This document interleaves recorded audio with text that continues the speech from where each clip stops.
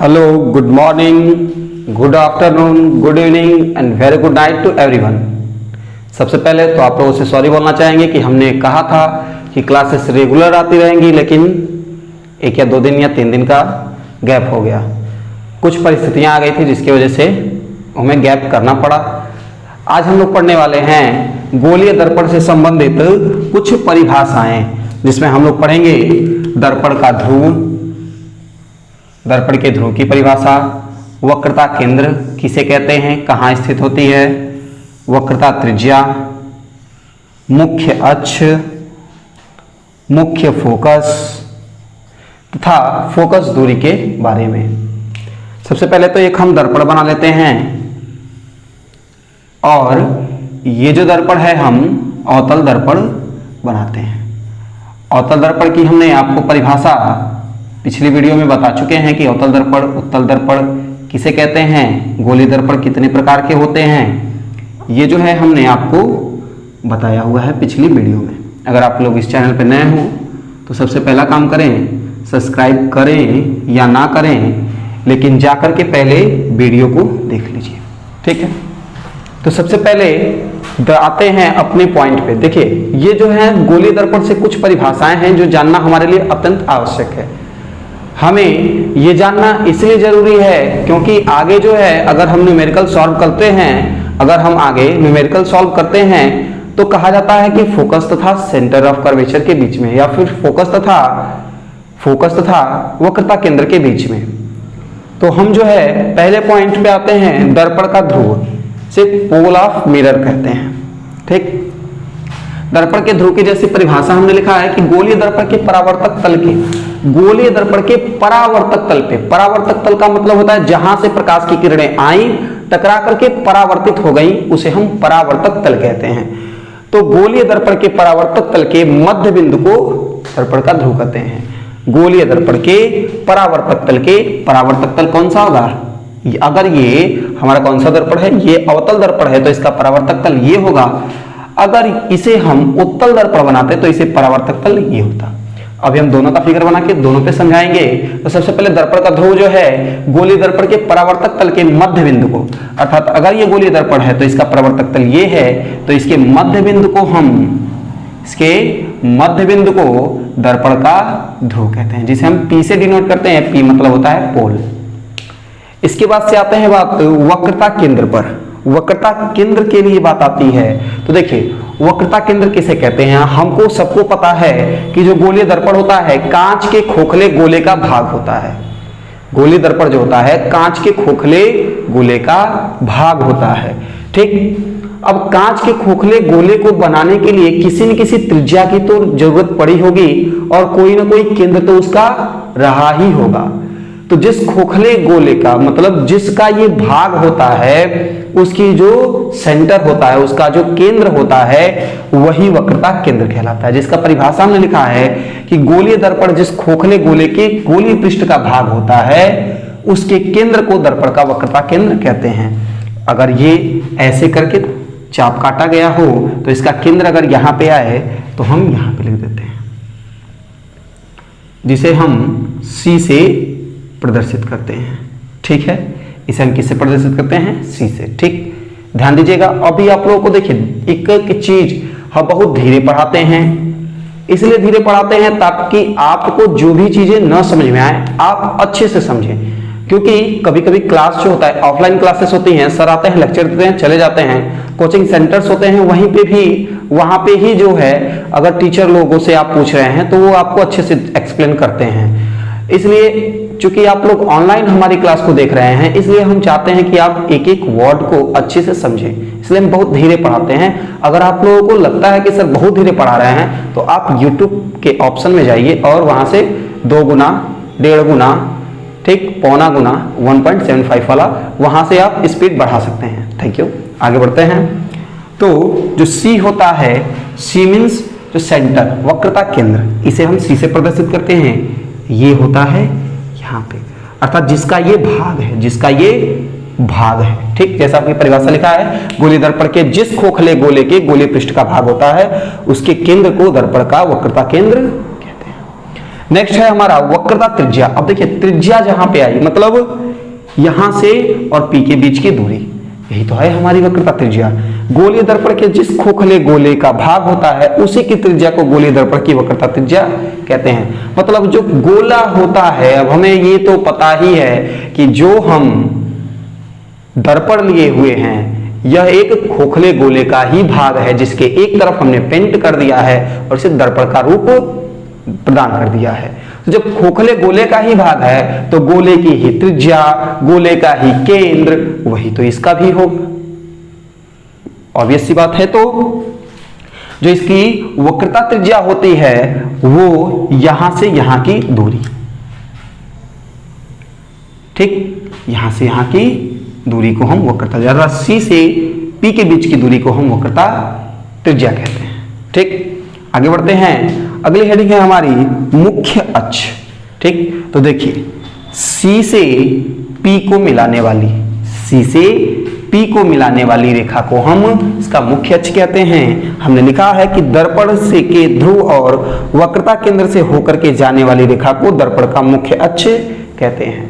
ये जो रेखा है देखिए, जो हम इस पे बना रहे हैं ये तो हमने कल्पना करा हुआ है, और जैसा ये ऐसा भी नहीं है कि हम दर्पण के सामने होते हैं तो दर्पण के सामने जो है हमसे एक रेखा जाती है, ऐसा रेखा हम खींचते थोड़ी है दर्पण में, सिर्फ कल्पना करी गई है ना इसकी। ये काल्पनिक रेखाएं हैं, ये हम कल्पना करते हैं। हम यहाँ पे जो कर रहे हैं ये कल्पना कर रहे हैं। हाँ, ये तो कंफर्म सी बात है कि जो रेखाएं होती हैं, अब दर्पण के सामने हम खड़े हुए ऐसे, दर्पण के सामने खड़े हो गए तो दर्पण से जो रेखा है अर्थात हमारे शरीर से जो रेखा है, जो किरणें हैं वो दर्पण में जाएंगी, समांतर जाएंगी तो विपरीत आएंगी, टेढ़ी होकर के आएंगी। अगर टेढ़ी होकर जाएंगी तो समांतर होकर आएंगी। ठीक, तिरछी जाएंगी अर्थात तिरछी जाएंगी ऐसे। इसमें बना के दिखाते हैं भैया।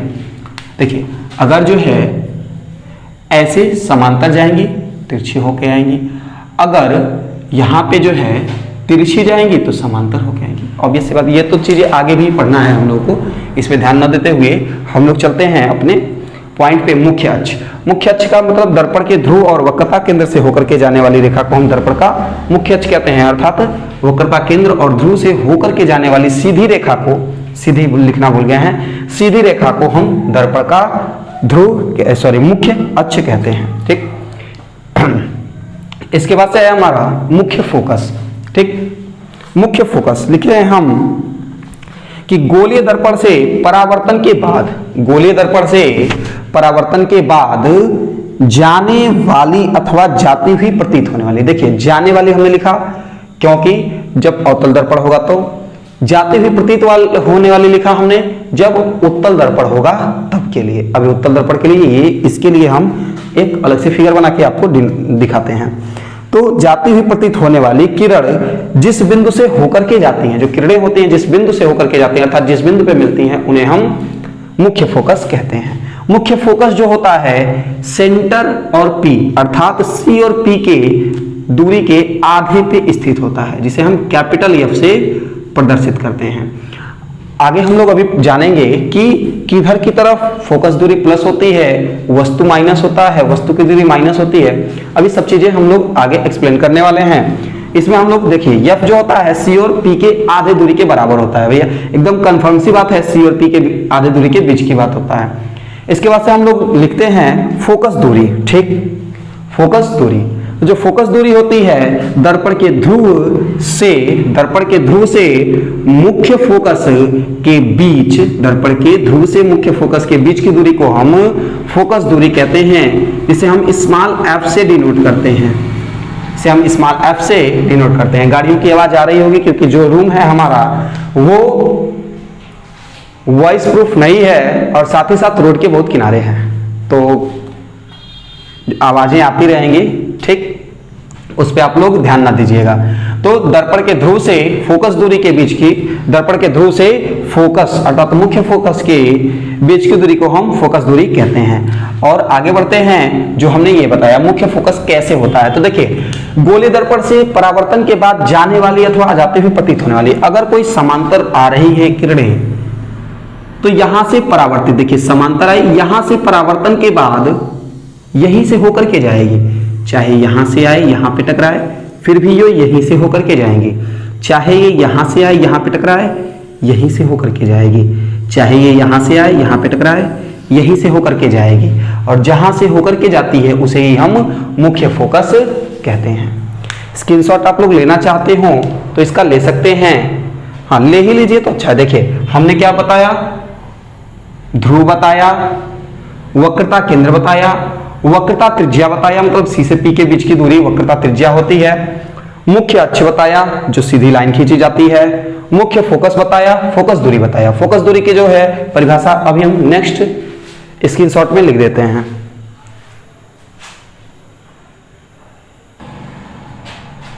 चलिए बढ़ते हैं अपने नेक्स्ट पॉइंट की तरफ। नेक्स्ट पॉइंट में हमने कहा था कि फोकस दूरी की परिभाषा लिख देंगे, तो सबसे पहला काम वही करते हैं क्योंकि जो कहा जाता है वो किया जाता है, फोकस दूरी।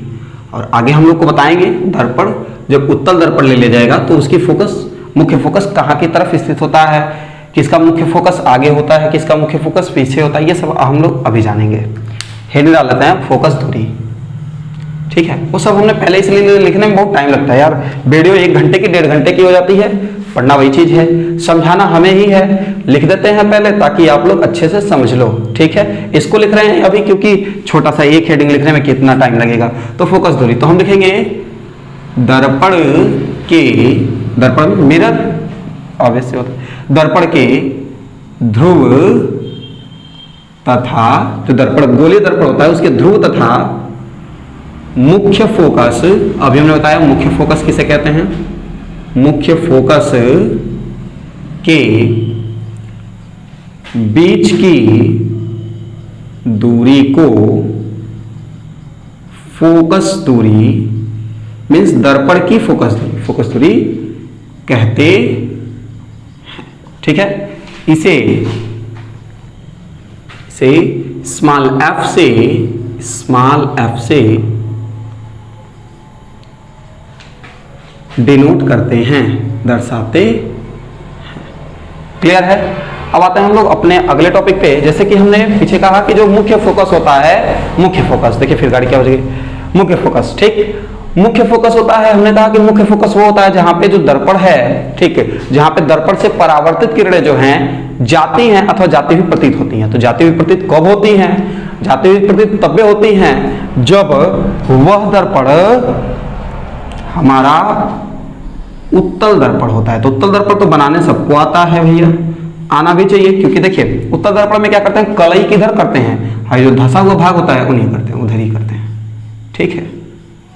धसे हुए भाग की तरफ अगर हम कलई कर देंगे तो ये दर्पण हमारा उत्तल दर्पण हो जाएगा, और उत्तल दर्पण हमारा ये तैयार है।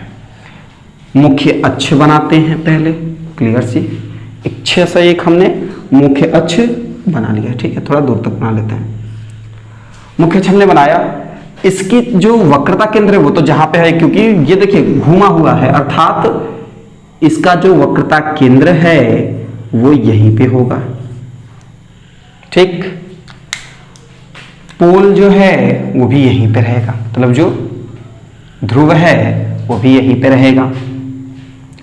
चेंजिंग क्या होती है इसके मुख्य फोकस की, मुख्य फोकस जो होता है, अब जैसे कि दर्पण से, ठीक है, अब जैसा कि ये हमारे पास कौन सा दर्पण है, उत्तल दर्पण है, यहां पे जो फोकस आएगा अर्थात जो किरणें आती हैं टकरा करके किधर जाएंगी, देखिए अब दर्पण उत्तल है तो किरणें इधर से ही तो आएंगी, इधर से समांतर किरणें आती हैं, ठीक, इधर से समांतर किरणें आती हैं,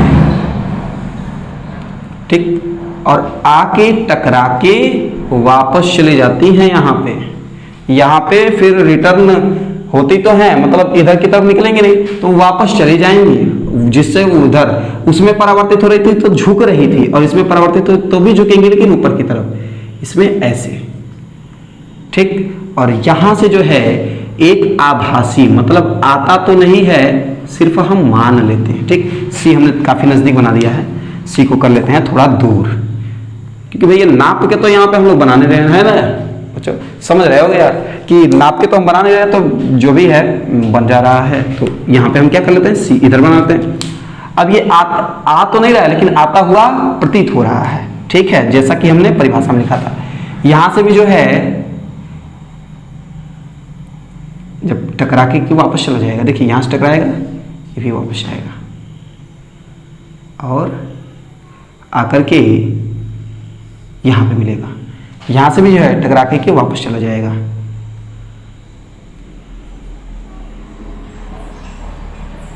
ठीक, यहाँ से टकरा के ये वापस चला गया। ठीक है, थोड़ा सा ये ऐसे जाएगा। ठीक है, ये टकराए वापस गया, इसको हम ऐसे बना लेते हैं और ऐसे आइडिया तो है हम लोग के पास। ठीक है, और यहाँ से ऐसे निकल जाएगा। ठीक है, ये भी जो है ऐसे ही टकराएगा, यहाँ से वापस चला जाएगा और यहाँ पे जो है हमारा बन जाएगा। ठीक, तो इसका जो मुख्य फोकस होता है वह दर्पण और पीछे होता है। तो अभी तो हम लोग जो पढ़ा था अवतल दर्पण, तो अवतल दर्पण में क्या था, जो मुख्य फोकस था वह दर्पण के सामने था, लेकिन इसका जो मुख्य फोकस होता है दर्पण के पीछे होता है। और इसे ही हम, तो अब जब दर्पण के पीछे होगा तो ये हमारा मुख्य फोकस यहाँ पे हो गया और फोकस दूरी यहाँ से यहाँ के बीच के तो कहते ही हैं। तो समझ में तो बिल्कुल आया होगा। देखिए इस पे तिरिया हम लोग नहीं बनाया, तीर बना देते हैं, यहाँ से यहाँ गया, मतलब ये इधर आ रही हैं, सब की सब इधर की तरफ आ रही हैं और ये जो है वापस टकरा करके जा रही हैं। टकरा के जाने का मतलब परावर्तन इनका हो रहा है। तो वीडियो तो अच्छी लगी रही होगी तो लाइक कर दो, चैनल पर नए हो तो सब्सक्राइब भी कर लो। फोकस दूरी किसे कहते हैं हमको समझ गया। आगे जो है हम लोग पढ़ेंगे कि दर्पण जो होता है, दर्पण से प्रतिबिंब कहाँ पे बनता है, प्रतिबिंब की स्थितियां क्या क्या होती हैं। ठीक, तो ये पढ़ेंगे हम लोग नेक्स्ट वीडियो में, क्योंकि टाइम थोड़ा वैसे वीडियो लेंदी तो नहीं हो रही होगी, तो आज ही पढ़ लेते हैं कि हम लोग कि दर्पण के किस जगह पे प्रतिबिंब चाहे वस्तु रहेगी तो उसका प्रतिबिंब कैसा बनेगा। लेकिन उसके पहले हमें जानना ये जरूरी है, उसके पहले हमें जानना ये जरूरी है कि किस जगह पे जो है, किस जगह पे वस्तु रखेंगे तो प्लस में मान आएगा, किस जगह पे वस्तु रखेंगे तो वस्तु को हम माइनस में रखेंगे, कहाँ की दूरी को हम प्लस में लेते हैं, कहाँ की दूरी को हम माइनस में लेते हैं। तो ये सब हम चाहते हैं कि एक ही साथ पढ़ा जाए, जहां पे हम यू वी एफ में संबंध भी ज्ञात करें और उससे संबंधित परिभाषाएं न्यूमेरिकल एक ही वन शॉट वीडियो में तैयार कर लें। परिभाषाएं जो थी हमने पढ़ लिया है, तो इसके बाद का जो टॉपिक है वो हम लोग नेक्स्ट वीडियो में पढ़ेंगे। Thank you.